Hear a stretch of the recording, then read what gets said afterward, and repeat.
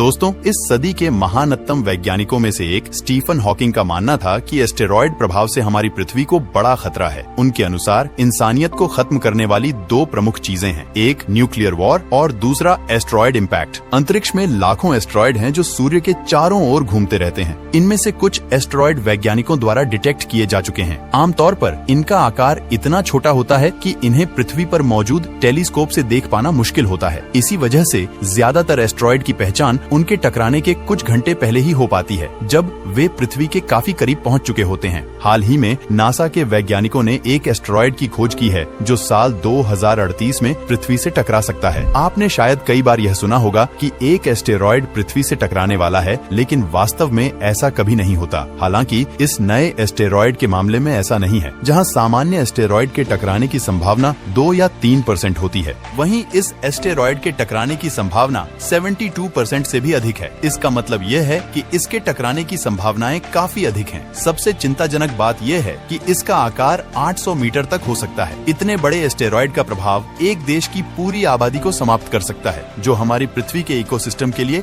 बेहद खतरनाक होगा। आज के इस वीडियो में हम आपको इसी एस्टेरॉयड के बारे में जानकारी देंगे। ये एस्टेरॉयड पृथ्वी से किस दिन टकरा सकता है और क्या नासा के वैज्ञानिक इसे टकराने से रोक पाएंगे? इन सभी सवालों के जवाब आपको इस वीडियो में मिलेंगे। हाल ही में हुई एक मीटिंग में नासा और दूसरे ऑर्गेनाइजेशन के अध्यक्षों ने नियर अर्थ ऑब्जेक्ट्स और उनसे उत्पन्न खतरों पर चर्चा की। नियर अर्थ ऑब्जेक्ट्स यानी ऐसे एस्टेरॉयड और कॉमेट जो पृथ्वी के बहुत करीब से गुजरते हैं। इनमें उन ऑब्जेक्ट्स को भी शामिल किया जाता है जो समय समय पर पृथ्वी के करीब आते रहते हैं। नियर अर्थ ऑब्जेक्ट्स पिछले 10-20 वर्षों से काफी चर्चा में हैं। इसका कारण यह है कि दुनिया भर की अंतरिक्ष एजेंसियों ने ऐसी तकनीक विकसित कर ली है जिससे एस्टेरॉयड का पता लगाया जा सकता है, लेकिन पहले ऐसा नहीं था। एस्टेरॉयड ग्रहों और तारों की तुलना में काफी छोटे होते हैं और उनके पास अपनी कोई रोशनी नहीं होती। साथ ही इनकी काली सतह सूर्य की रोशनी को अधिक अच्छे से रिफ्लेक्ट नहीं कर पाती, जिससे वे अंतरिक्ष के अंधकार में छिपे रहते हैं। यही कारण है कि इनका पता लगाना इतना मुश्किल होता है। दूर मौजूद एस्टेरॉयड को पृथ्वी पर स्थित टेलीस्कोप से खोजना जैसे भूसे के ढेर में सुई ढूंढना है। नासा समय समय पर अन्य संस्थाओं के साथ मिलकर ऐसी बैठकों का आयोजन करता है जिसमें नियर अर्थ ऑब्जेक्ट्स और उनसे उत्पन्न खतरों के बारे में चर्चा की जाती है। 2024 में आयोजित इस मीटिंग में वैज्ञानिकों ने एक विशाल एस्टेरॉयड पर चर्चा की जो पृथ्वी की ओर बढ़ रहा है। इसका आकार 700 से 800 मीटर के बीच हो सकता है और यह 2038 में पृथ्वी से टकरा सकता है। जहां सामान्य एस्टेरॉयड के टकराने की संभावना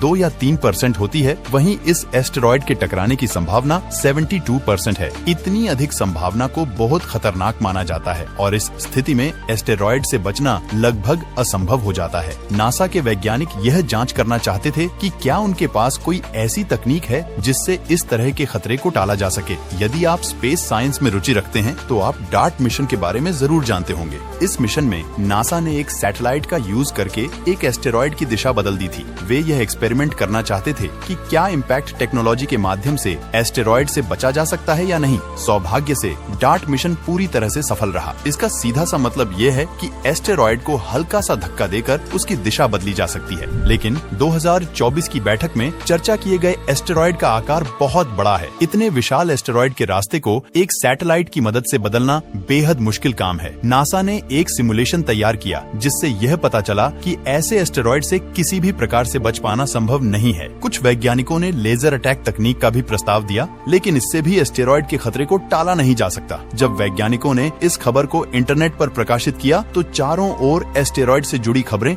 वायरल होने लगी। इंस्टाग्राम, ट्विटर और यूट्यूब पर लोग इसके बारे में बिना पूरी जानकारी के पोस्ट करने लगे। असलियत ये है कि ऐसा कोई भी एस्टेरॉयड पृथ्वी की तरफ नहीं आ रहा है। नासा ऐसे हाइपोथेटिकल सिमुलेशन पर अक्सर चर्चा करता रहता है ताकि सबसे खराब स्थिति के लिए तैयार रह सके। आप उनकी ऑफिशियल वेबसाइट पर जाकर खुद देख सकते हैं कि उन्होंने इस पूरे सिनेरियो को एक हाइपोथेटिकल बताया है, जिसका मतलब है कि इसके होने के चांसेस लगभग असंभव है। नासा अपने प्लैनेटरी डिफेंस सिस्टम को लगातार चुनौती देता रहता है ताकि आने वाले समय में पृथ्वी को हर संभावित खतरे से बचाया जा सके। वे जो भी सिमुलेशन तैयार करते हैं वे सभी काल्पनिक होते हैं और उनका वास्तविकता से कोई संबंध नहीं होता। लेकिन जब वे इस जानकारी को पब्लिश करते हैं तो अक्सर सोशल मीडिया चैनल इस जानकारी को अपने हिसाब से बदल देते हैं। आमतौर पर यह व्यूज और लाइक्स पाने या गलत जानकारी फैलाने के कारण किया जाता है, लेकिन हमारे चैनल पर आपको कभी भी ऐसी कोई भी गलत जानकारी नहीं मिलेगी। वैज्ञानिकों के अनुसार अगले 100 सालों तक हमें किसी भी नियर अर्थ ऑब्जेक्ट से कोई खतरा नहीं है, यानी हमारी पृथ्वी फिलहाल पूरी तरह सुरक्षित है और कोई भी एस्टेरॉयड इस पर हमला नहीं करेगा। तो मैं उम्मीद करता हूँ कि आपको